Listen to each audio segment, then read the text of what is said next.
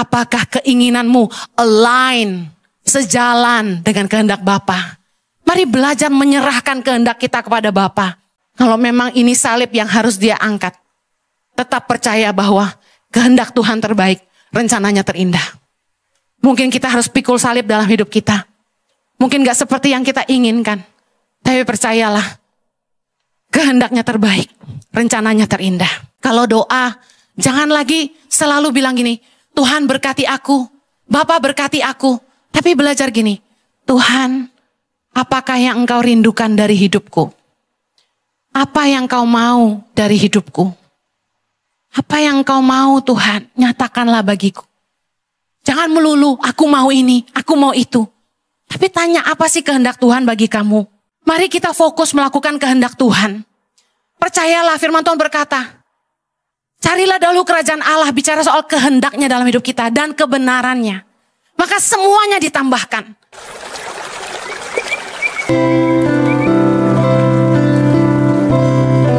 Menyerahkan setiap menit-menit ke depan ke dalam pimpinan Roh Kudus. Ajari kami kebenaran firman-Mu dengan bahasa yang mudah kami mengerti, supaya kami bisa melakukannya dalam hidup kami. Tolonglah hamba-Mu, karena sungguh tanpa Engkau hamba tidak mampu. Biarlah Kristus yang selalu dipermuliakan dalam hidup kami. Yang siap diberkati Tuhan, sama-sama kita katakan, amin. Silakan duduk kembali. Shalom. Puji nama Tuhan. Siang hari ini saya akan bicara tentang desire, keinginan. Hati-hati dengan keinginan kita. Matius 6 ayat 31. Sebab itu, janganlah kamu khawatir dan berkata, apakah yang akan kami makan? Apakah yang akan kami minum? Apakah yang akan kami pakai? Semua itu dicari bangsa-bangsa yang tidak mengenal Allah. Akan tetapi Bapamu yang di sorga tahu bahwa kamu memerlukan semuanya itu. Yesus ngajarin kita supaya kita tuh gak hidup dalam kekhawatiran. Percayakah bahwa kita punya Bapa yang baik? Bapa yang baik, Dia tahu apa yang kita butuhkan. Amin. Kalau Anda sungguh-sungguh percaya kepada Tuhan, saya percaya Anda tidak ikut hidup dalam kekhawatiran. Kalau Anda percaya bahwa Tuhan itu tahu yang terbaik dalam hidupmu, Anda tidak perlu punya kekhawatiran. Kita punya Tuhan yang disebut dengan berbagai nama, tapi salah satunya Jehovah Jireh, Allah yang menyediakan. Yang jomblo tidak perlu khawatir, karena Tuhan pasti sediakan pasangan hidup yang terbaik. Katakan amin. Tapi tentu kita harus lakukan yang jadi bagian kita. Kita harus belajar dandan, harus belajar merawat diri. Karena jangan sampai yang anak 3 lebih keren daripada yang jomblo. Nggak heran kenapa janda-janda lebih laku daripada yang belum pernah menikah. Karena yang janda tahu harus cantik. Saya dipesenin suami saya tiap kali mau bicara di tengah-tengah anak muda, tolong kasih tahu mereka suruh dandan, Heni. Saya aja yang udah anak 3 berusaha dandan ya, belajar lagi dan belajar lagi. Saya ngelihat yang jomblo-jomblo, imannya sangat besar. Mereka tahu Tuhan pasti sediakan. Tapi be real, bukan Tuhan tidak jawab doa. Kita juga yang tidak membuka diri. Salah satu tanda orang yang sungguh-sungguh mengenal Tuhan, mereka tidak hidup dalam kekhawatiran. Jehovah Jireh, Allah menyediakan. Kita harus percaya kepada kasih Bapa. Matius 7 ayat 11 bilang gini. Jadi jika kamu yang jahat tahu memberi pemberian yang baik kepada anak-anakmu, apalagi Bapamu yang di sorga, katakan amin. Ia akan memberikan yang baik kepada mereka yang meminta kepadanya. Ada amin? Berapa banyak saudara yang berdoa tapi doamu belum dijawab, angkat tangan. Sama-sama declare bilang gini, ia akan memberikan yang baik kepada mereka yang meminta kepadanya. Punya iman gak? Kita yang manusia yang jahat aja tahu memberikan pemberian yang baik kepada anak-anak kita. Percayalah bahwa Bapa di sorga akan memberikan yang baik kepada mereka yang meminta kepadanya. Tapi sekalipun Tuhan tidak memberikan seperti yang kita inginkan, kita harus tetap percaya bahwa Tuhan itu memberikan yang terbaik. Orang yang punya iman bukan berarti semua yang dia doakan yang akan Tuhan berikan. Mungkin Tuhan tidak jawab exactly like what we wanted. Mungkin Tuhan gak jawab doa kita seperti yang kita inginkan. Tapi percayalah, milikilah iman bahwa apa yang Tuhan sedang kerjakan dan akan berikan dalam hidup kita adalah yang terbaik. Kita gak marah, tapi kita kecewa sama Tuhan ketika apa yang kita doakan kok gak kunjung datang. Kenapa sih Tuhan gak jawab doa kita? Kenapa Tuhan gak lakukan seperti yang kita inginkan? Mungkin bahkan ada yang sampai marah sama Tuhan. Tapi tahukah Anda bahwa manusia itu gak tahu apa yang mereka minta sebenarnya? Saya pernah khotbah bilang gini, bahwa kita ini manusia cuma punya kemampuan melihat sejauh jarak mata kita memandang. Tapi Tuhan adalah Alfa dan Omega. Dia yang awal dan dia yang akhir. He is the creator. He is God. Jehovah. Tuhan yang maha tahu. Dia yang sanggup melihat ujung dari hidup kita. Kalau kita punya iman, kita harusnya percaya bahwa kehendak Tuhan adalah yang terbaik, bahwa rencananya yang terindah. Banyak kali ketika kita berdoa dan kita minta sesuatu sama Tuhan, you don't know what you ask. Anda tidak sadar apa yang Anda minta. Ayat favorit kita Mazmur 37 ayat 4. Bergembiralah karena Tuhan, maka Ia akan memberikan kepadamu apa yang diinginkan hatimu. Saya juga sering kasih ayat ini buat yang ulang tahun. God bless the desires of your heart. Tuhan berkati kerinduan hatimu. Tapi Tuhan ingatkan saya, hati-hati sama desires. Keinginan kita ini yang seringkali membuat kita tidak taat sama Tuhan. Keinginan kita yang gak ada habisnya ini yang seringkali membuat kita kecewa sama Tuhan. Keinginan kita ini yang seringkali menjadi perangkap jebakan buat hidup kita sendiri. Pertanyaan saya siang hari ini, apakah keinginan hatimu sejalan dengan kehendak Allah? Apakah keinginan hatimu sejalan dengan kehendak Tuhan? Roma 8, mari kita lihat. Roma 8 ayat 5. Sebab mereka yang hidup menurut daging, memikirkan hal-hal yang dari daging. Mereka yang hidup menurut roh, memikirkan hal-hal yang dari roh. Ayat ke-6. Karena keinginan daging adalah maut, tetapi keinginan roh adalah hidup dan damai sejahtera. Seringkali kita sulit membedakan mana sih kehendak Tuhan, mana sih kehendak kita. Tapi karena kita ini masih hidup di dalam daging, seringkali yang kita inginkan itu kehendak daging. Contoh, keinginan mata. Kita milih pasangan hidup, kita lihat cantiknya, putihnya, tingginya. Saya masih ingat saya punya teman. Dia bilang sama saya itu nyari cewek yang tinggi langsing, rambutnya panjang, hidungnya mancung, bibirnya mungil, matanya belok, pinter main piano katanya gitu. Many of us, banyak dari kita itu sok jadi Tuhan atas diri kita sendiri. Padahal kita dipimpin oleh keinginan. Apa yang terjadi sama teman saya ini? Dengan sejuta keinginannya itu? Dia dapat cewek yang 180 derajat berbeda dari keinginannya. Well, apakah jelek? No. Tapi seringkali kita dibutakan sama keinginan. Kita cuma pakai mata. Istrinya secara fisik tidak seperti yang dia inginkan. Tapi apa yang terjadi? Istrinya sangat baik. Istrinya sangat menolong dia. Di masa pandemi waktu bisnisnya macet, istrinya yang kasih makan dia. You maunya yang cantik aja. Yang cantik itu high maintenance. Pandemi, lu bocian, dia ciao. Nggak ada duit dia pergi. Mendingan jangan lihat fisik. Doa sungguh-sungguh. Ini yang dari Tuhan atau bukan?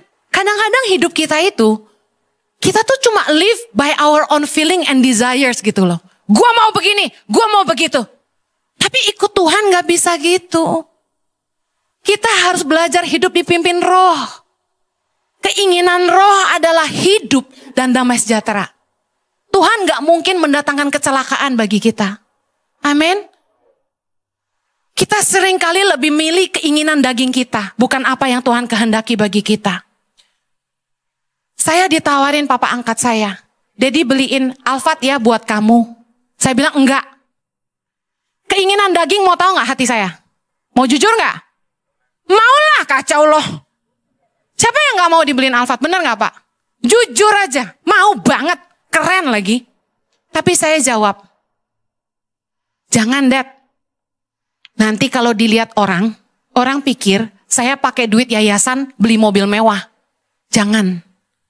Emang sejuta orang nanya, Ibu Heni dibeliin orang tua atau pakai duit yayasan? Kan gak nanya. Tapi pasti menghakimi. Seringkali kita tuh ngikutin keinginan. Kita gak pegang firman Tuhan. Firman Tuhan berkata, seorang hamba Tuhan harus hidup berpadan dengan panggilan. Saya sudah memilih jalan hidup saya. Waktu saya mau nikah sama suami saya, mama saya tegaskan, kamu yakin mau nikah sama Jojo? Dia pendeta loh, saya ngerti artinya apa. Harus siap hidup susah. Saya sudah menetapkan hati saya siap hidup susah. Dari Shiseido, saya ganti jadi Haselin Snow. Yang old school tahu Haselin Snow yang muda? Hah? Apa tuh? Ada krim dari Malaysia. Ya tutupnya kuning muda, dalamnya itu putih. Kalau dipegang itu kayak apa sih? Dingin-dingin gitu, tapi bikin muka kering banget gitu. Ya, zaman itu sih cocok nggak tahu sekarang. Saya turunin standar saya dari Shiseido ke Haselin Snow demi saya siap susah sama suami saya. Tapi Tuhan itu nggak pernah gagal dalam hidup saya. Orang pikir jadi kawin sama pendeta susah, gue bilangin lu salah. Berkatnya melimpah, anugerah Tuhan luar biasa. Saya kawin sama Jojo, mungkin dia gak punya aset banyak, gak harta, duit banyak di rekening. Tapi dia bawa saya pelayanan sampai ke Eropa. Dia bawa saya pelayanan sampai ke Malaysia, Singapura, Taiwan, Shanghai, Hong Kong. Kami pelayanan sampai keliling dunia. Kampung-kampung juga sih. Tapi kan biar gaya saya ceritain yang luar negeri dulu ya kan. Intinya gini, saya siap mengikuti kehendak Tuhan dalam hidup saya. Bukan keinginan saya sendiri. Perempuan mana sih yang gak mau hidup enak? Tinggal tenteng-tenteng Chanel dan Gucci. Tapi kita mesti ngerti kehendak Allah. Firman Tuhan berkata dalam Yakobus 4. Nih orang-orang yang suka ngikutin keinginan daging harus baca ini. Ayat 2. Kamu mengingini sesuatu, tetapi kamu tidak memperolehnya. Lalu kamu membunuh. Kamu iri hati, tetapi kamu tidak mencapai tujuanmu. Lalu kamu bertengkar dan kamu berkelahi. Kamu tidak memperoleh apa-apa karena kamu tidak berdoa. Ayat 3, baca sama-sama yang kenceng. Atau kamu berdoa juga, tetapi kamu tidak menerima apa-apa karena kamu salah berdoa. Sebab yang kamu minta itu hendak kamu habiskan untuk apa? Memuaskan hawa nafsumu. Tuhan gak akan jawab doa yang salah. Tapi berapa banyak kita yang bersyukur kalau Tuhan tuh gak sembarangan menjawab doa? Angkat tangan. Pernah gak Anda doa yang salah? Ada zaman dulu ya, saya tuh takut melahirkan. Karena mama saya cerita waktu ngelahirin saya tuh pendarahan hebat, setengah mati gitu. Nah karena takut mendengar cerita itu, nih mama-mama belajar jangan suka cerita begitu ke anak-anaknya. Saya jadi takut melahirkan. Saya trauma banget. Jadi waktu saya nikah sama suami saya doa gini, nggak punya anak-anak gak apa-apa deh Tuhan. Bayangin, saking takut ngelahirin. Tapi saya tuh bersyukur, ya ampun Tuhan cabut perkataan saya. Sembarangan ngomong nih mulut. Coba Tuhan jawab doa saya waktu itu, saya bener-bener gak punya anak. Nyesel seumur hidup gak tuh? Jojo sih gak bakal ceraiin saya. Tapi saya gak bisa ngelihat anak-anak saya yang cute-cute itu. Gak bisa dipeluk sama mereka seperti hari ini. Nah seringkali Tuhan itu bermurah hati. Tidak semua doa kita dijawab. Tuhan itu sangat baik. Amen. Tuhan tidak akan memberikan apa yang Tuhan tahu akan merusak hidup kita. Bahkan mungkin menggagalkan rencananya dalam hidup kita. Kita kan gak tahu apa yang akan terjadi seandainya Tuhan memberikan kepada kita semua yang kita inginkan. Kita kan gak tahu. Ada anak-anak yang hidupnya begitu mudah. Orang tuanya kasih dia apa saja. Dia mau apa aja, orang tuanya belikan. Dikasih. Hidupnya gampang, very easy. Apa yang terjadi? Spoiled. Anak manja. Hidupnya jadi rusak. Yang seharusnya dari kecil dia diajar dulu cara memegang uang. Ngelola uang itu seperti apa, bijaksana seperti apa. Dia gak diajarin, tapi dikasih duit terus. Apa yang terjadi? Mereka pakai uang mereka. Mereka salah gunakan. Ada yang shopping terus sampai hutang kartu kredit. Ada yang belajar ngedrak, ada yang belajar traktir teman-temannya ke nightclub, mabok-mabukan. Saya saksikan anak-anak orang kaya di Australia, teman-teman saya, sekolahnya kacau. Kenapa?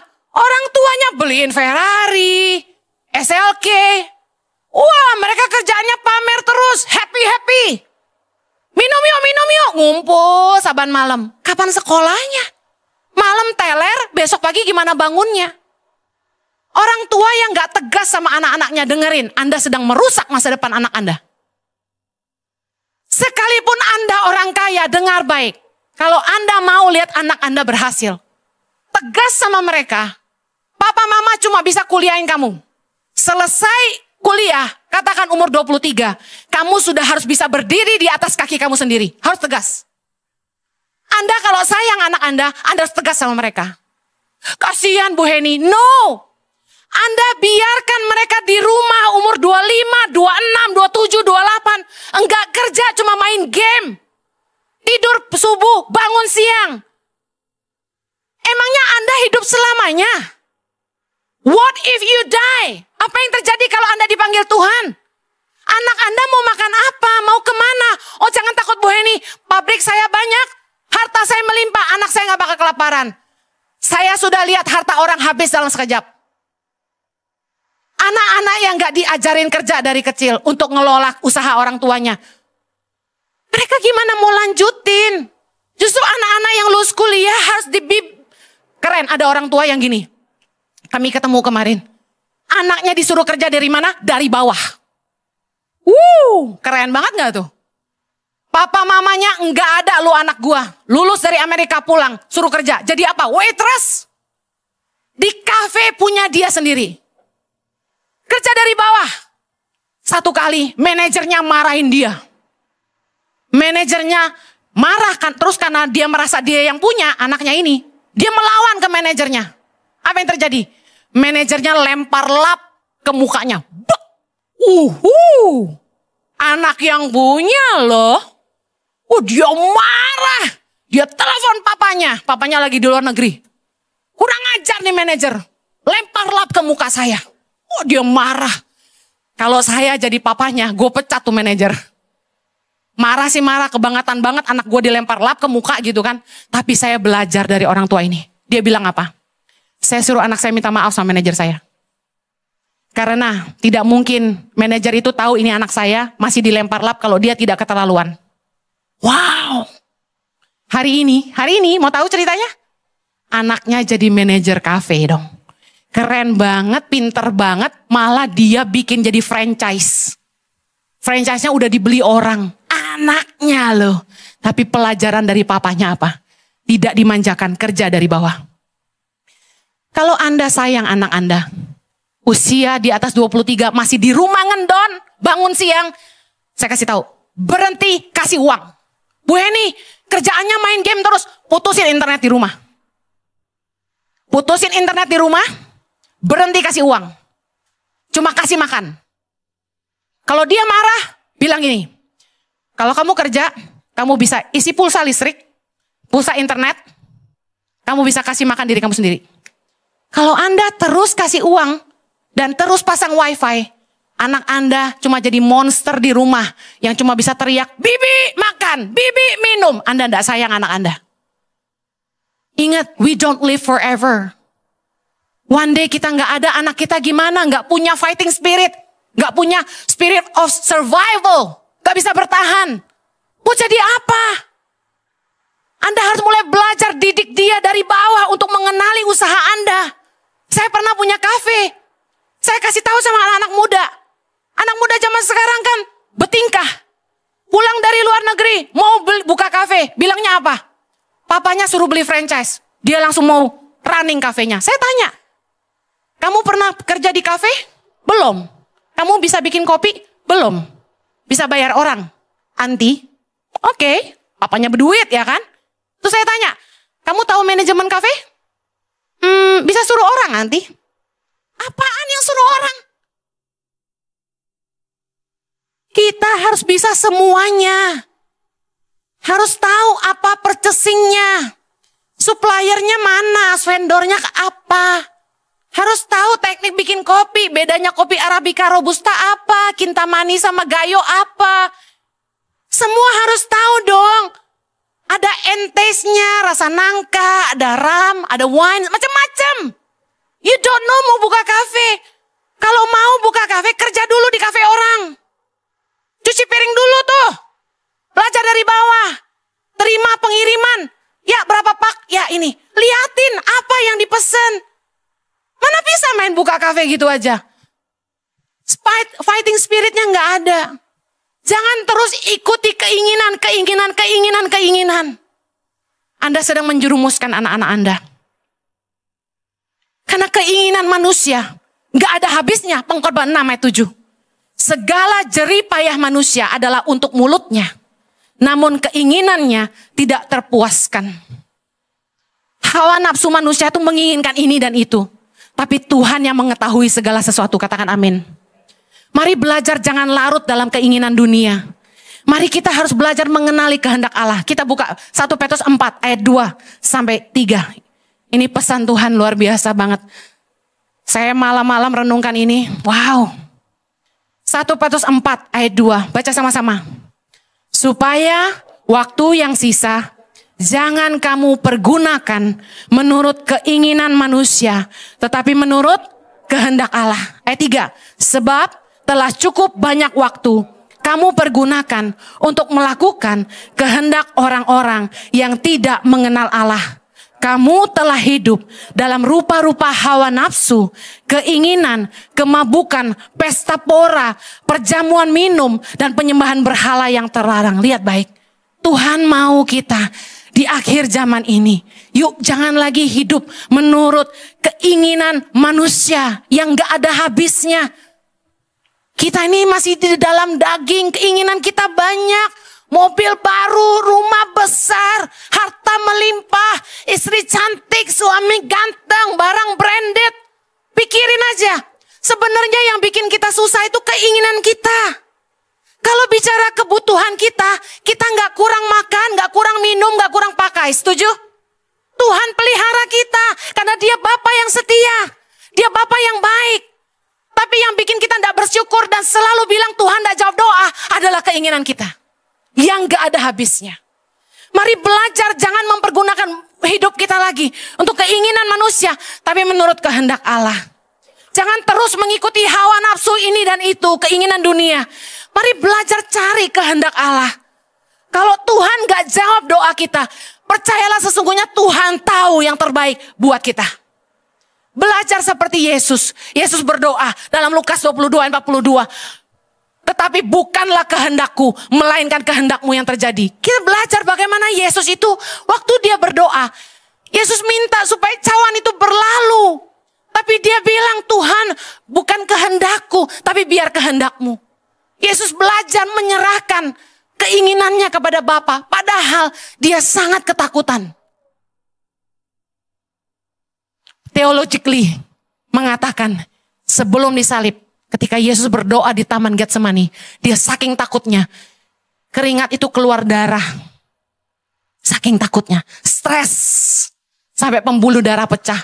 Tapi dia tetap berkata, bukan kehendakku, tapi kehendakmu.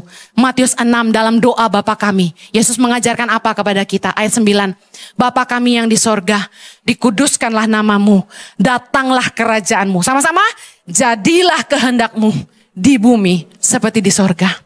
Kita boleh doa minta apa saja. Tetapi apakah keinginanmu align, sejalan dengan kehendak Bapa? Mari belajar menyerahkan kehendak kita kepada Bapa. Tadi habis ibadah, kami berdoa buat seseorang yang dia harus diangkat rahimnya. Dia takut. Suaminya bilang, tolong doakan kami supaya Tuhan kasih mujizat terjadi, rahimnya tidak diangkat. Tapi saya dengan sangat strong merasa di hati saya, Tuhan bicara. Belajar menyerahkan. Kalau memang ini salib yang harus dia angkat, tetap percaya bahwa kehendak Tuhan terbaik, rencananya terindah. Mungkin kita harus pikul salib dalam hidup kita. Mungkin gak seperti yang kita inginkan. Tapi percayalah, kehendaknya terbaik, rencananya terindah. Matius 6 ayat 33 berkata, tetapi carilah dahulu kerajaan Allah dan kebenarannya, maka semuanya itu akan ditambahkan kepadamu. Mari belajar, kalau doa, jangan lagi selalu bilang gini, Tuhan berkati aku, Bapa berkati aku. Tapi belajar gini, Tuhan, apakah yang Engkau rindukan dari hidupku? Apa yang Kau mau dari hidupku? Apa yang Kau mau Tuhan, nyatakanlah bagiku. Jangan melulu, aku mau ini, aku mau itu. Tapi tanya apa sih kehendak Tuhan bagi kamu? Mari kita fokus melakukan kehendak Tuhan. Percayalah firman Tuhan berkata, carilah dahulu kerajaan Allah, bicara soal kehendaknya dalam hidup kita dan kebenarannya. Maka semuanya ditambahkan. Saya bersyukur saya mengejar kehendak Allah dalam hidup saya. Kami meninggalkan kenyamanan kami di Australia. Kami kehilangan income, kami kehilangan harta. Tapi saya mengejar kehendaknya dalam hidup saya. Dan saya bersyukur diberikan seorang suami seperti yang dia katakan kepada saya. Bahwa bersama Jojo saya akan menghidupi kehendak Allah. Mana ada suami yang mau bantu istrinya cari dana yang bukan untuk dirinya sendiri. Coba suamiku tuh nenteng kaos, batik, kalau udah promosi topi, putar kanan kiri, bilang lebih mudah setengah jam, lebih mudah 5 menit. Suamiku kalau jualan 40 kilo tuh habis. Saya nggak pinter marketing kayak dia, tapi saya bisanya nangis. Kalau saya nangis baru laris. Saudara tahu, kami berdua ngalamin, ini kesaksian nyata, bukan untuk membanggakan diri ya. Tolong terima dengan telinga yang baik. Kami menyerahkan hidup kami kepada Tuhan. Kami hidup buat Indonesia. Sekarang kalau ditanya, tangan pengharapan kasih saya apa? Saya nggak digaji. Saya nggak dapat komisi. Saya jual merchandise itu. Saya nggak dapat apa-apa loh. Saya ambil aja, saya bayar loh. Boleh tanya sama staf merchandise. Saya nggak ambil, saya bayar, saya beli. Telur itu saya beli. Saya nggak pernah ambil gratis. Tapi kami tahu ini salib yang kami harus pikul. Tapi apa yang terjadi? Tuhan menambah-nambahkan. Apa yang tidak pernah, 1 Korintus 2 ayat 9. Apa yang tidak pernah dilihat oleh mata. Yang tidak pernah didengar oleh telinga. Yang tidak pernah timbul dalam hati manusia. Semua yang disediakan Allah untuk mereka yang mengasihi Dia. Hari ini kami hidup. Tuhan itu sangat baik, sangat-sangat baik sekali. Bisa sekolahin anak sampai selesai. Bisa punya rumah, ya mungil-mungil lucu ya, yang penting bersih dan rapi. Bisa dikasih orang mobil, gak usah beli gitu. Bisa punya handphone, iPhone terbaru gak pernah beli, saya dikasih. Hidup saya penuh kemurahan Tuhan. Saya injek kota manapun, saya dikasihi sama orang-orang. Pulang dikasih oleh-oleh sampai over bagasi.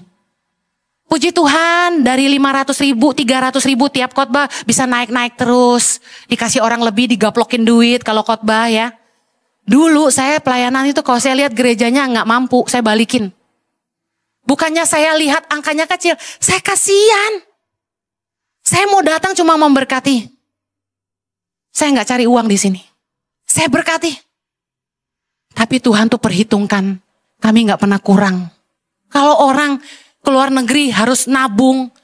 Kami nggak perlu nabung, Tuhan yang bawa kami. Kami diundang khotbah sana, undang khotbah sini. Udah dibayarin tiketnya, dibayarin hotelnya, dibayarin makannya, dikasih oleh-oleh, uang saku lagi. Haleluya. Carilah kehendak Allah, maka semuanya ditambahkan. Saya akhiri. Cepat aja, bagaimana Anda mengenali kehendak Allah? Mana yang daging, mana yang Allah? Yang pertama, ada kebenaran, damai sejahtera, dan sukacita dari Roh Kudus. Roma 14 ayat 17. Sebab kerajaan Allah bukanlah soal makanan dan minuman, tapi soal kebenaran, damai sejahtera, dan sukacita oleh Roh Kudus. Segala sesuatu yang dari Tuhan itu mendatangkan damai sejahtera dan sukacita. Dan pasti kita melakukannya dalam kebenaran, gak pakai tipu-tipu, gak perlu jahatin orang. Amin. Yang kedua, ada penyediaan dan pemeliharaan Tuhan. Favor of God. Selalu cukup, gak perlu maksa, gak perlu sampai ngorbanin diri, ngorbanin keluarga. Tapi Tuhan yang menyediakan benih bagi penabur. 2 Korintus 9 ayat 10. Ia yang menyediakan benih bagi penabur dan roti untuk dimakan. Ingat, kita dikasih benih untuk ditabur, ada roti untuk kita makan. Artinya orang yang dipakai Tuhan nabur gak akan kekurangan. Amin. Yang terakhir, yang dari Tuhan itu membuat hidup kita berbuah jadi berkat bagi sesama. Yohanes 15 ayat 16. Aku telah menetapkan kamu supaya kamu pergi dan menghasilkan buah dan buahmu itu tetap. Tuhan pasti menaruh hikmatnya dalam hati kita. Kasih karunia-Nya memampukan kita. Waktu kita disuruh Tuhan melakukan sesuatu, entah bagaimana, kita aja gak sadar bahwa kita bisa, tapi kita mampu melakukannya. Kita akan amazed begitu kita lihat ke belakang. Kita kaget ngelihat semua karya yang sudah kita lakukan bersama Tuhan. Itu kita gak pernah terpikirkan sebelumnya. Saya sama suami kalau hari ini bisa dapat kasih karunia Tuhan, dipakai Tuhan untuk menolong anak-anak di Indonesia. Sudah lebih dari 10.000 anak-anak pedalaman yang kami bantu untuk makanan bergizi dan sekolah. Dan hari ini Tuhan masih terus mempercayakan ribuan anak-anak Indonesia. Dan suami saya bilang, Tuhan taruh visi di hati. Kami harus kasih makan 10.000 anak-anak Indonesia. Dan kami harus melahirkan 1.000 pemimpin bagi bangsa Indonesia. Saya percaya kalau kami bisa melakukan semuanya itu, semua karena kasih karunia dan kemampuan yang Tuhan berikan. Tuhan yang kirim orang-orang baik seperti Anda untuk menolong kami. Kalau dari Tuhan, kita tidak perlu sampai harus berkorban, anak gak makan, anak gak sekolah. Saya percaya Dia sediakan segalanya. Amen. Anda percaya punya Tuhan yang baik? Hati-hati dengan keinginanmu. Belajar doa minta apapun sama Tuhan. Belajar menyerahkan kepada kehendaknya yang terjadi. Kalau Tuhan gak kasih seperti yang kita inginkan, ingat apa? Kehendaknya yang terbaik, rencananya yang terindah. Sama-sama sekali lagi. Kehendaknya yang terbaik, rencananya yang terindah. Kita berdoa. Kasih karunia-Mu memampukan kami untuk punya iman dan berkata, kehendak-Mu yang terbaik, rencana-Mu yang terindah. Kalaupun harus salib yang kami pikul, kami percaya bersama Tuhan kami mampu. Ada kasih karunia yang akan menyertai kami. Berdoa Tuhan, biarlah setiap umat-Mu bukan lagi mencari kehendaknya, keinginannya. Tapi mereka mau belajar datang sama Tuhan, menyerahkan dirinya. Dan berkata, apakah yang Tuhan mau untuk saya kerjakan bagi Tuhan? Apakah kehendak Tuhan bagi hidup saya? Mari umat Tuhan, saya mau kasih kesempatan doa yuk sama Tuhan. Minta Tuhan nyatakan kehendaknya dalam hidupmu. Terima kasih Tuhan. Nyatakan kehendak-Mu Tuhan. Nyatakan kehendak-Mu. Dikuduskan nama-Mu Tuhan. Datanglah kerajaan-Mu. Jadilah kehendak. Terima kasih ya Bapak. Berkati umat-Mu, hamba-Mu percaya Tuhan akan menanamkan dalam hati setiap mereka. Apa menjadi kerinduan Tuhan bagi hidup mereka. Berkati anak-anak mereka hidup dalam takut akan Tuhan dan pemeliharaan Tuhan yang sempurna. Berikan hikmat pada setiap orang tua untuk mendidik anak-anak mereka hidup dalam kemenangan. Di dalam nama Yesus kami berdoa. Amen.